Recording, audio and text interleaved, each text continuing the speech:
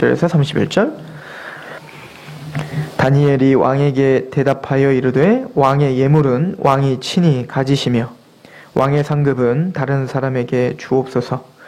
그럴지라도 내가 왕을 위하여 이 글을 읽으며 그 해석을 아뢰리이다.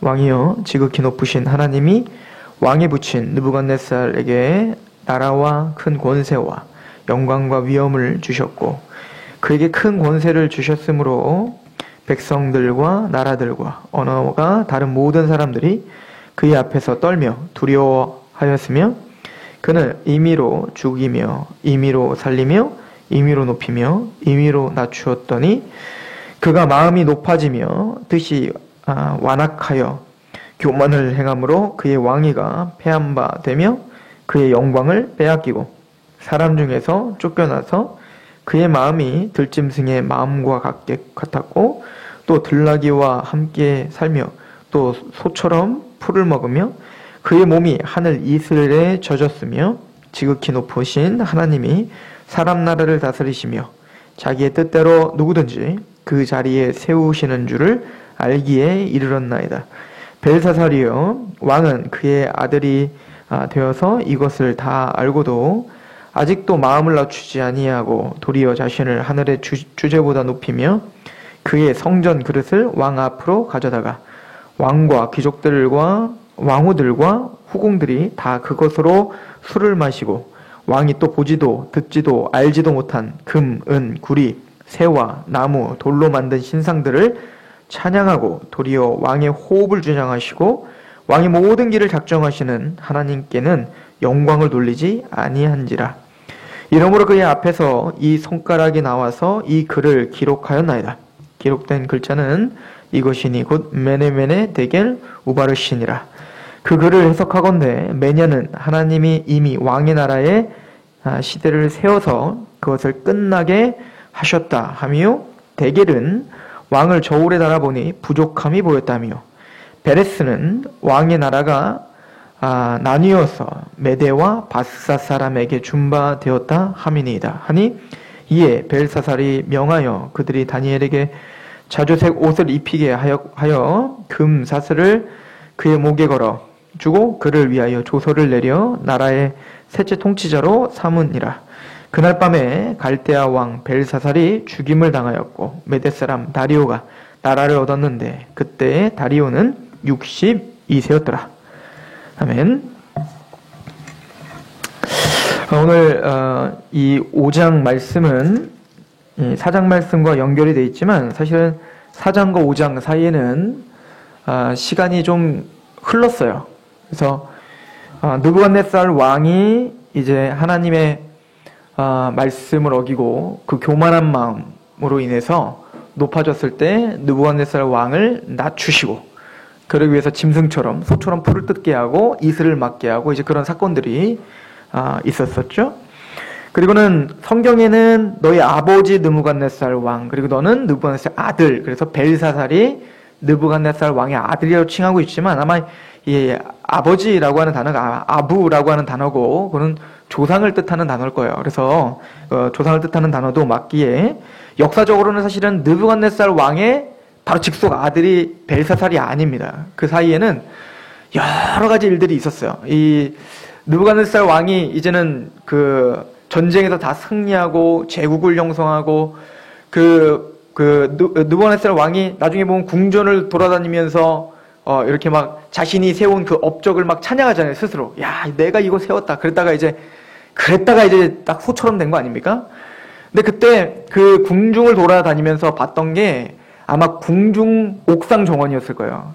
이게 7대 불가사의래요. 그러니까 이 바벨론의 느부갓네살 왕이 세운 그 어마어마한 이 왕궁과 그런 정원과 그 성내는 7대 불가사의 들 정도로 대단히 컸고 위대했던.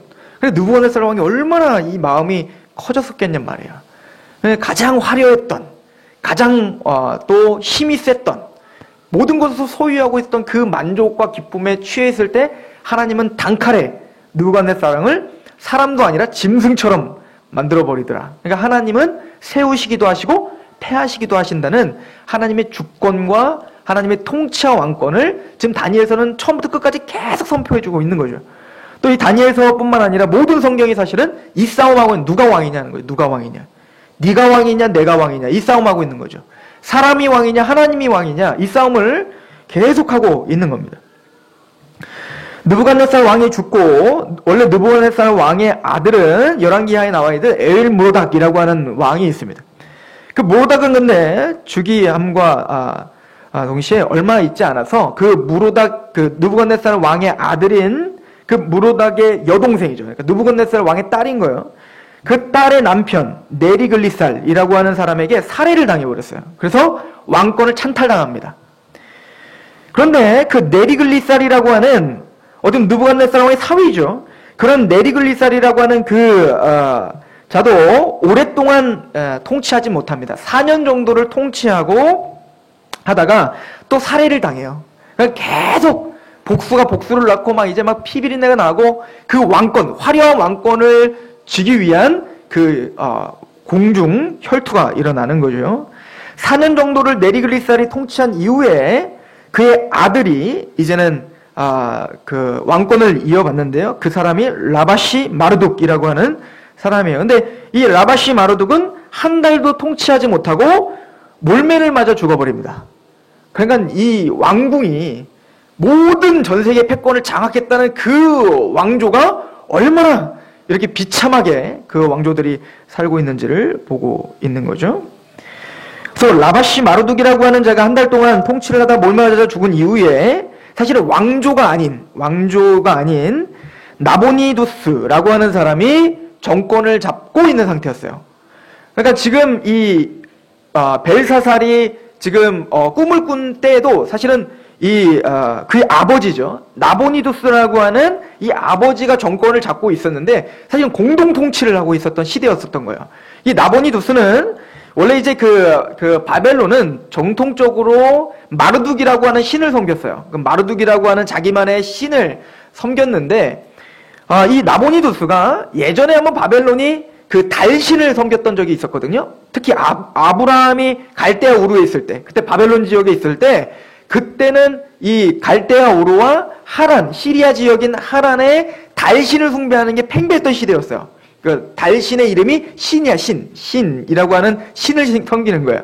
근데 그 달신을 섬겼던 그것을 다시 회복시키려고 했던 사람이 이 나보니두스입니다. 그래서 바벨론 안에 마르둑이 아니라 그 달신을 섬기도록 이제 종교개혁을 일으킨 거죠. 자기만의 종교개혁을 일으켰는데, 그러니까 이 나보니두스가 내부적으로 굉장히 공격을 받게 되는 거예요. 왜? 우리가 믿고 있었던 마르둑을 섬기지 못하게 하고 달신을 섬기게 하니까 내부적으로도 이 나보니두스가 굉장히 뭔가 여러 대적들에 의해서 공격을 당하고 있는 상태였고, 그럼에도 불구하고 이 나보니두스는 그 자기 어떤 것을 포기하지 않고 왕위를 아들에게 벨사살에게 잠깐 넘겨요. 그러니까 행정을 처리하게 합니다.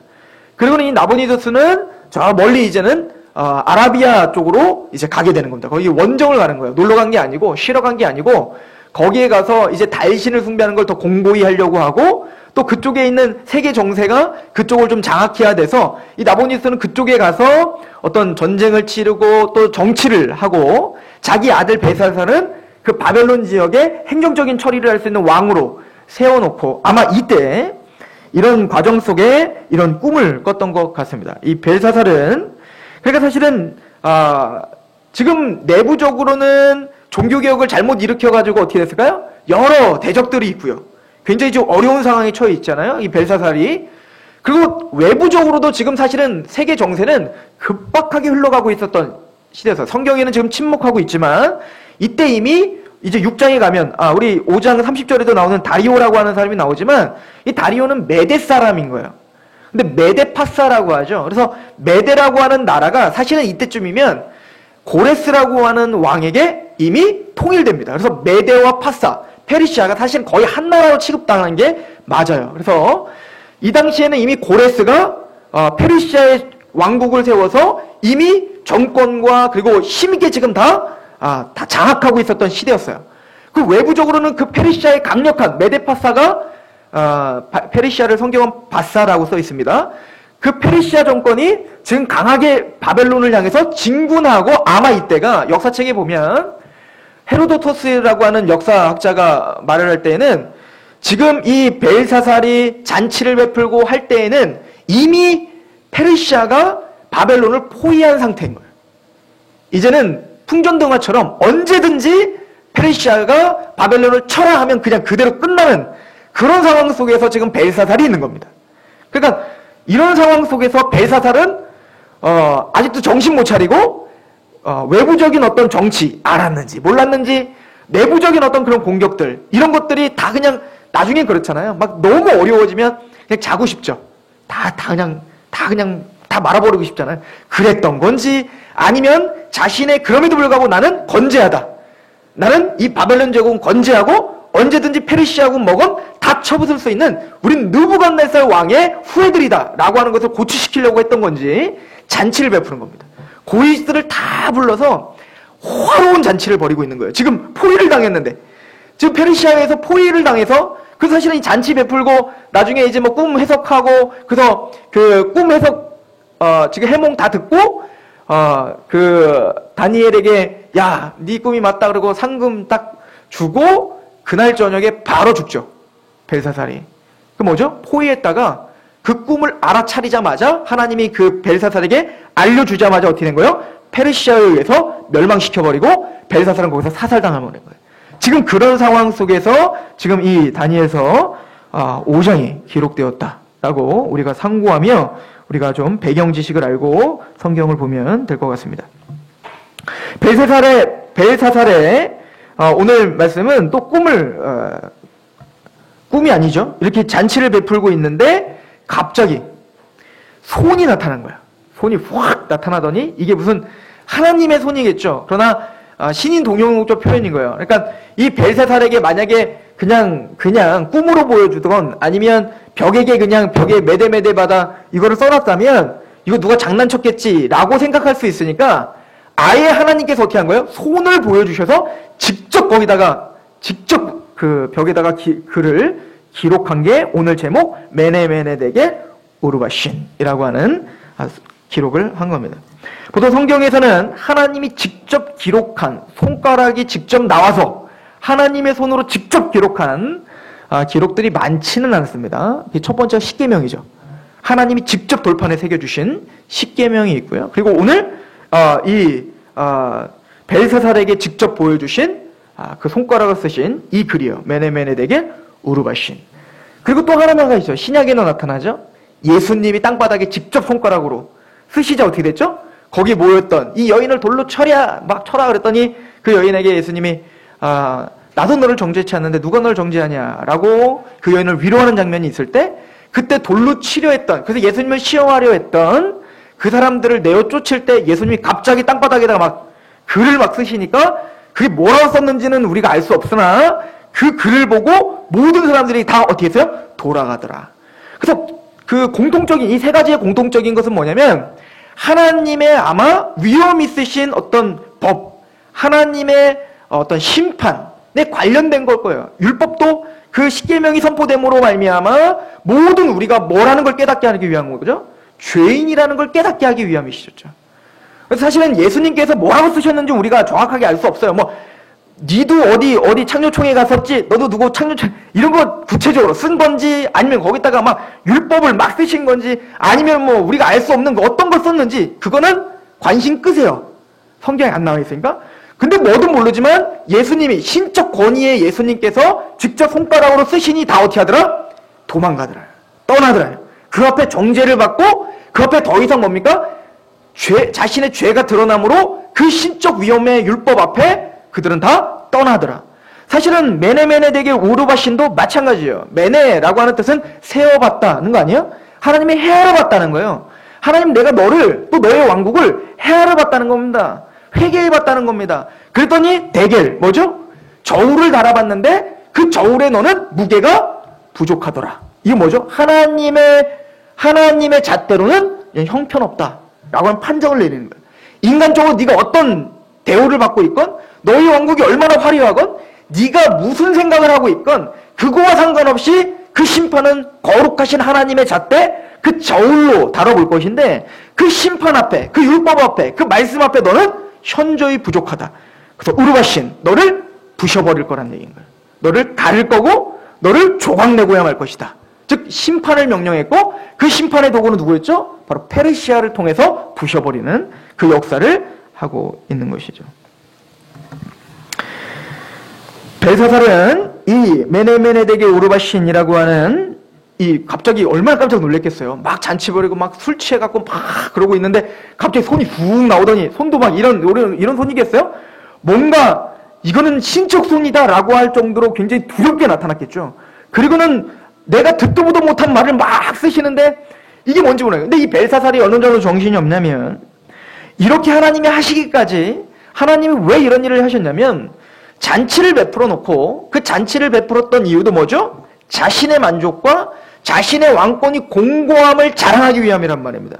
그리고 성경에 뭐라고 써있냐면 내가 분명히 너의 조상, 너의 아버지 느부갓네살 왕을 통해서 분명한 경고를 했다 이거예요. 그죠?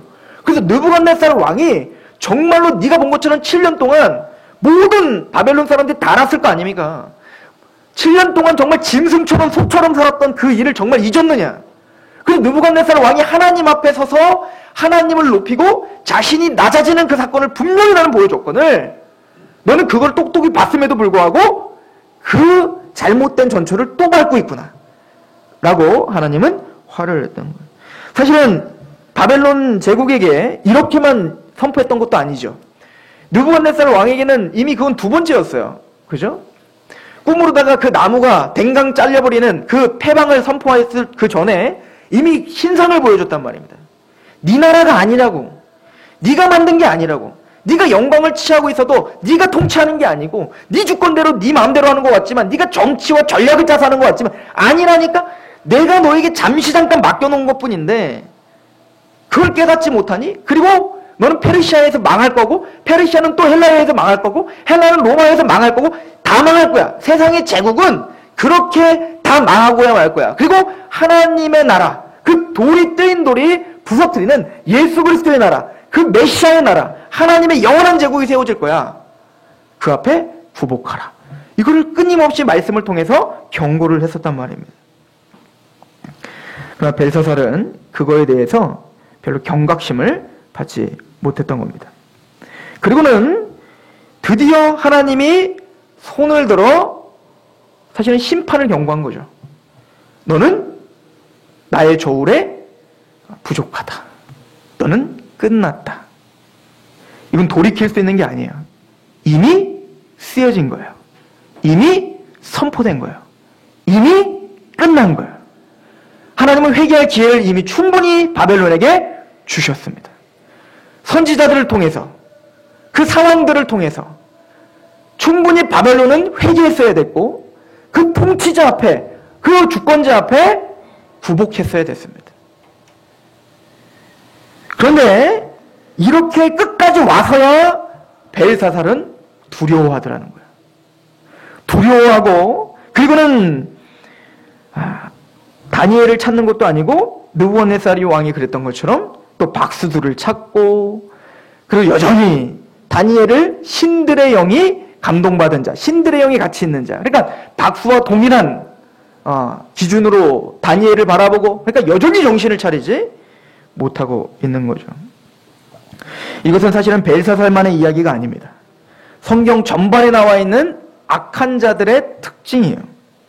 예를 들어서 에서를 한번 생각해 보십시오. 에서는 분명히 하나님의 축복이 무엇인지를 알고 있었음에도 불구하고 또한 그 축복을 받을 수 있는 자격이 되는 맏아들이었음에도 불구하고 그 축복을 경홀히 여기더라는 거죠. 뭐 한 그릇에? 팥죽 한 그릇에 축복을 바꾸더라는 거예요.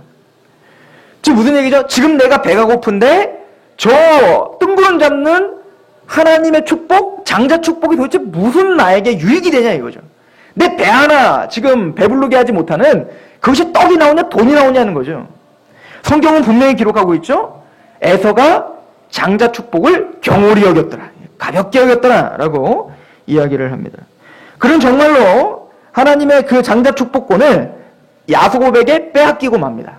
그리고 하나님은 이삭을 통해서 야곱, 원래 자격이 되지 않는 그 야곱에게 장자축복을 선포하죠. 그리고는 이미 엎질러진 물이요. 이제 끝났어요. 장자축복은 떠났어. 에서에게는 끝이라니까요. 이미 다시 돌이킬 수 있는 상황이 아니에요. 그런데 돌이킬 수 없다는 걸 깨닫는 그때, 이제는 나에게는 끝장났구나 할 그때서야 뭡니까? 울더라는 겁니다. 그래 아버지께 와서 말을 하죠. 나에게 장자축복을 달라는 거예요. 이게 창세기 27장 38절의 말씀 아니에요? 아버지에게 빌 복이 하나밖에 없습니까? 라고 물어보는 거예요. 아버지, 나에게 줄 복이 그렇게 없단 말이에요? 진짜 하나밖에 없어요? 왜 하나밖에 없는 겁니까? 내게 축복하십시오. 내게 그리하십시오. 하고 소리를 높여 우니라. 얼마나 마음이 답답했을까요? 왜 내가 진짜 빨리빨리 그 장자축복을 받으려고 하지 않았을까? 그거에 대한 갈망이 없었을까? 왜 내가 그 장자축복을 경홀히 여겼을까? 그때는 아무리 울어도, 아무리 통곡해도 끝인 거예요.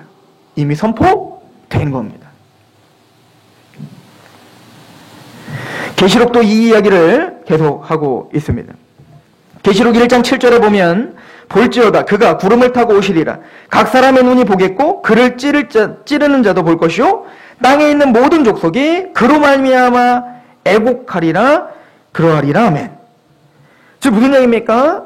예수님이 재림하실 거라는 얘기예요. 구름을 타고 재림을 하실 때는 끝이에요. 이미 상황 끝이라고요. 그때서야 사람들은 어떻게 할 거라는 거예요? 많은 사람들이 찌른 자도 볼 거라는 거예요. 즉 뭐요? 하나님을 조롱하고 그리스도를 십자가에 달았던 그 찌른 자들, 우리가 그 찌른 자들이었죠 원래? 하나님의 말씀을 경홀히 여겼던 그 많은 사람들도 두 눈으로 똑똑히 보고 그 예수님의 재림과 왕권과 통치를 보게 될 겁니다. 그리고 그때서야 애곡하며 울 것입니다. 그러나 그건 끝난 거예요. 이 이야기가 부자와 나사로 이야기에서도 계속 이어집니다. 그죠? 이 땅에서 호의호식했던 그 부자는 심령이 가난할 수가 없었죠. 심령이 부자였죠. 그죠? 내가 가진 것이 많으니 내 심령도 부요하다라고 예수님이 누가복음에서 책망하셨던, 즉 그 부자도 어땠죠? 심령이 부요해서 하나님을 갈망하거나 복음을 갈망하지 않고 그냥 나의 힘을 믿고 살았죠.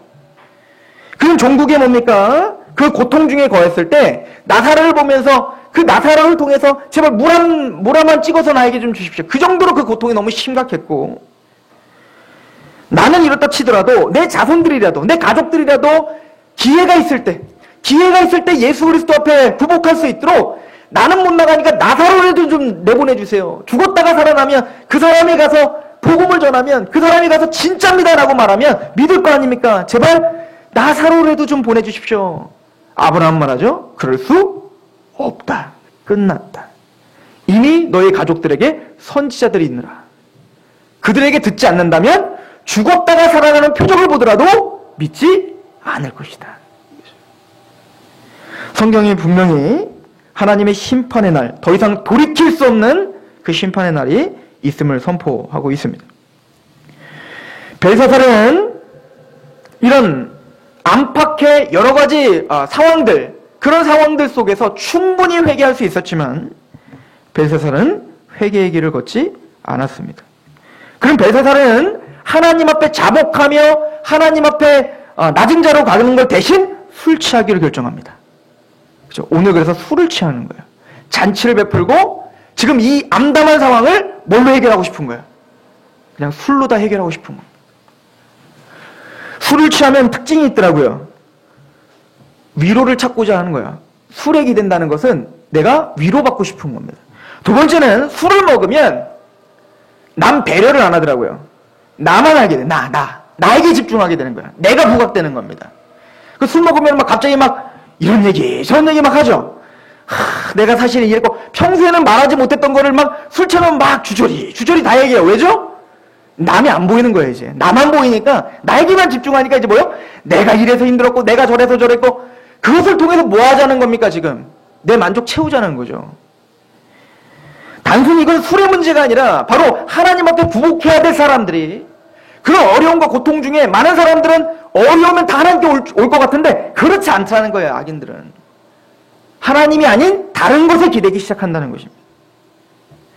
그리고는 이 벨사살은 건너지 못할 강을 건넙니다.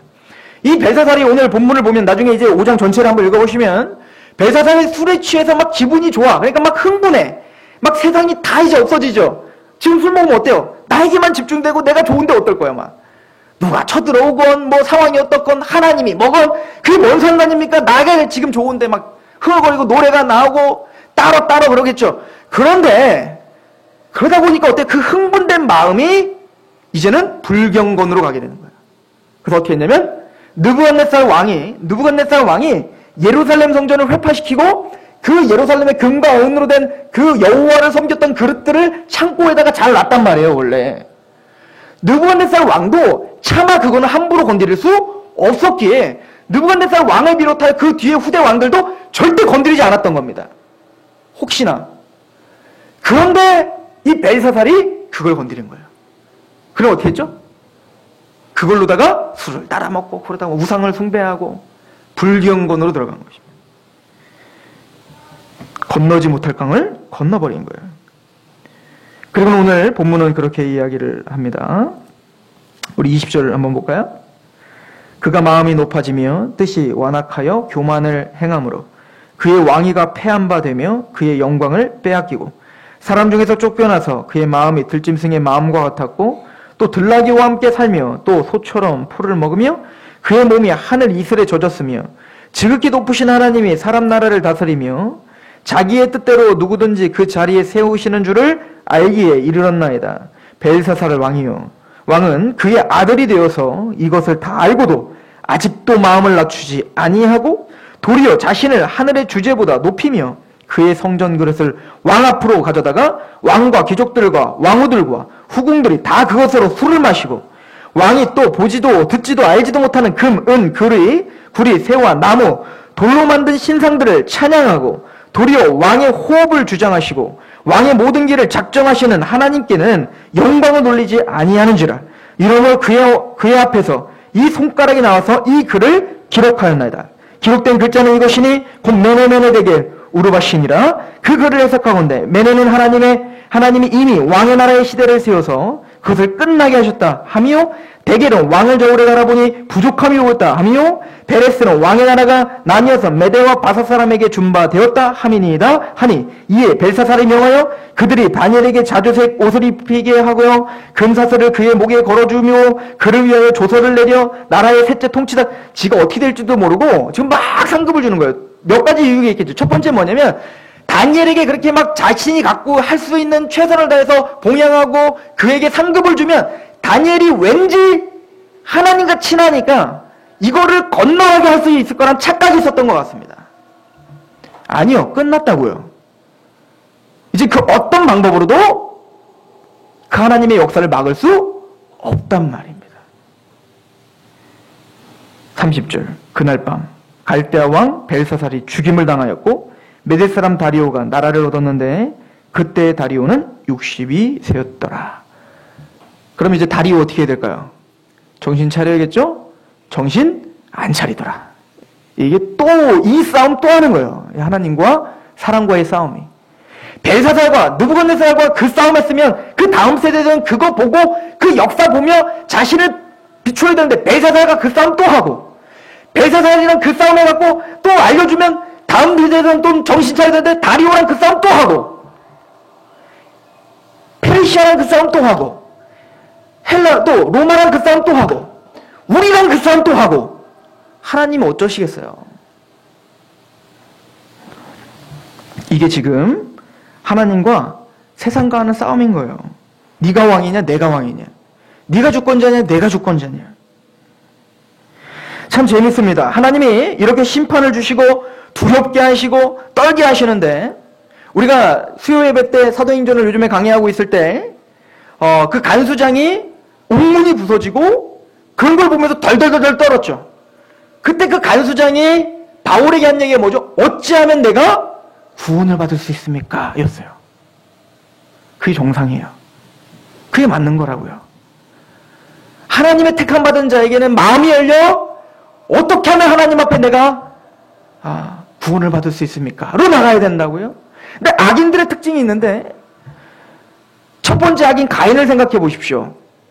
그 가인은 하나님 앞에 아담 이후로 타락한 이후에 태어난 그 가인은 하나님 앞에 하나님 앞에 범죄를 저질렀어요. 예배가 깨져버렸단 말입니다. 하나님 그 예배 받아주질 않는 겁니다. 재앙이죠. 저주죠. 빨리 돌이켜 어쩌면 내가 구원받을 수 있습니까? 라고 하나님께 물어봤어야 됐어요. 어떻게 하면 하나님 앞에 참된 예배를 드릴 수 있습니까? 라고 가슴을 치며 하나님을 바라봐야 됐다고요. 근데 이 가인이 했던 행동은 뭐죠? 얼굴이 안색이 변하더라는 거예요. 화내더라는 거예요. 삐지더라는 거예요. 그리고 그 화와 그 분노를 누구에게로 표출하더라? 하나님의 사람 아벨에게 표출하더라는 거예요. 여러분들, 이스라엘 백성들을 이끌었던 모세를 생각해 보십시오.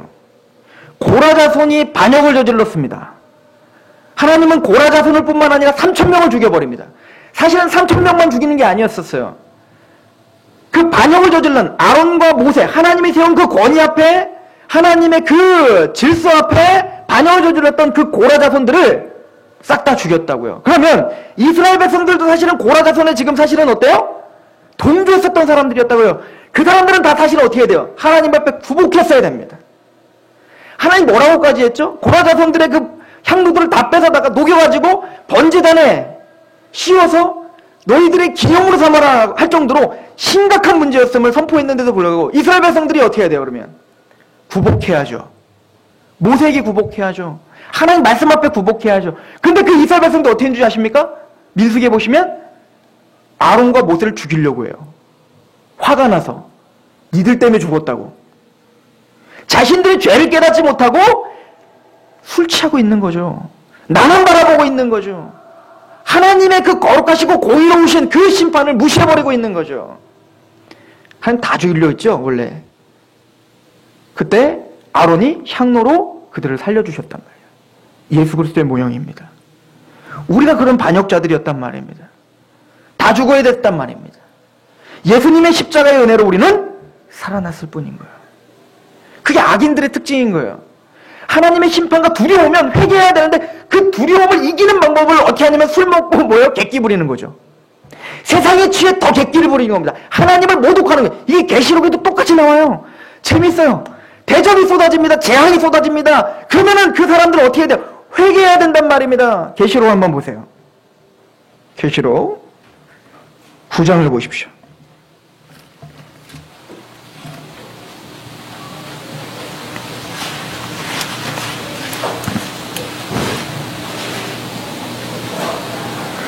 (18절부터) 보면 이 세 재앙 곧 자기들의 입에서 나오는 불과 연기와 유황으로 말미암아 사람 3분의 1이 죽임을 당하니라. 이 말들의 힘은 입과 꼬리에 있으니 꼬리는 뱀 같고 또 꼬리에 머리가 있어 이것으로 해하더라. 이 재앙에 죽지 않고 남은 사람들은 손으로 행한 일을 회개해야죠. 얼마나 두렵겠습니까? 하나님이 재앙이 있구나. 하나님에게 반역한 것이 하나님 앞에 이렇게 진노를 격발하는구나. 이 죄가 하나님 앞에 이렇게 무서운 거구나를 깨달아야죠. 근데 이들은 어때요? 회개하지 아니하더라는 거예요. 끝까지 회개하지 않더라는 겁니다. 오히려 여러 귀신과 또는 보거나 듣거나 다니거나 하지 못하는 금, 은, 돈과 목석의 우상에게 절하고 또 살인과 북술과 음행과 도둑질을 회개하지 아니하더라. 벨사살이 똑같이 그랬다는 거예요.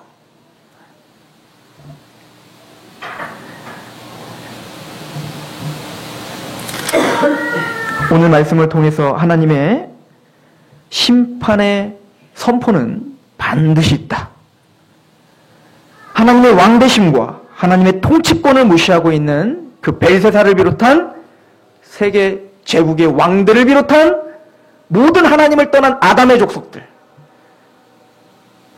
메네메네덱의 우르바신 그 손의 선포, 그 정죄의 선포는 벨사살에게만 선포되는 게 아니라 오늘 모든 사람에게 다 선포되고 있는 메시지인 것입니다.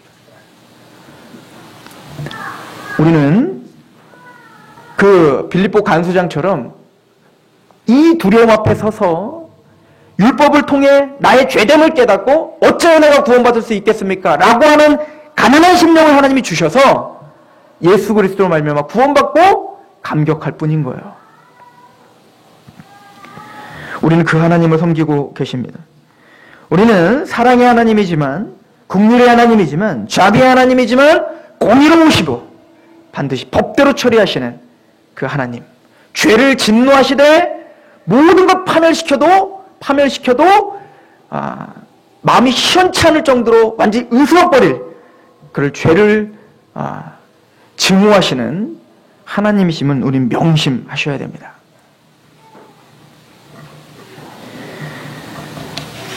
벨사살은 하나님 앞에 끝까지 회개하지 않고 그 높아진 마음으로 멸망을 당했습니다. 이것은 바로 영원한 심판에 대한 중요한 모형이 될 것이며 우리는 그 심판을 전하는 자들이요 하나님의 왕됨과 주권을 전하는 자들입니다. 다니엘처럼. 저와 여러분들이 이 교회가 그 귀한 사역에 힘을 내어 승리하는 그런 교회요 성도이길 축원합니다. 기도하겠습니다. 하나님 아버지, 주님의 거룩하신 잣대는 어제나 오늘이나 변화되지 않음을 봅니다. 사랑이 많으시고 긍휼하시며 자기 아들을 죽이기까지 우리를 살려주시고자 하는 하나님의 그 은혜가 있는 걸 믿습니다. 그러나 하나님은 공의로우시고 거룩하시며 법대로 처리하실 수밖에 없는 분이심을 또한 고백합니다. 주 하나님이여, 그 하나님 앞에 굴복하지 못하는 자들에 대해 긍휼한 마음을 주시고 그 하나님의 말씀을 선포함으로 그들의 마음이 부서지기를 소망하고 하나님의 그 세상 신이 그들의 마음을 혼미케 하여 그리스도의 영광의 복음의 강처가 비치지 못하게 하는 그 세상의 권세와 또 세상에 자기 자신을 사랑하는 그 마음에 취하여 하나님의 진리를 보지 못하는 자들을 긍휼히 여기며 기도하며 하나님의 사랑과 은혜가 그 사람들에게 선포될 수 있도록 아버지 끊임없이 하나님 아버지의 말씀을 하나님의 마음을 품어 기도하는 성도가 되게 하옵소서. 또 그 사역을 힘있게 아버지 하나님이여 하나님의 뜻 가운데 그렇게 같이 이루어 나가는 교회가 되게 하옵소서. 그럼 예수 그리스도 앞에 그 은혜 앞에 찬양하게 하고 감격하게 하신 그 은혜를 찬양하며 예수 그리스도의 이름으로 감사하며 기도합니다. 아멘.